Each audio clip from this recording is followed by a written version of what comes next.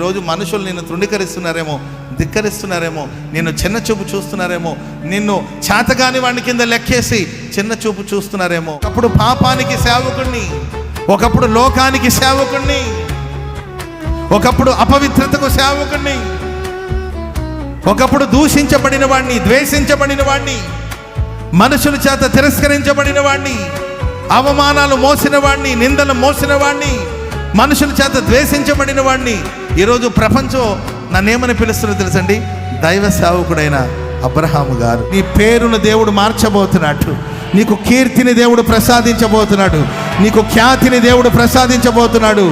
దూషించిన నోరు నిన్ను గురించి గొప్పగా మాట్లాడబోతున్నాయి.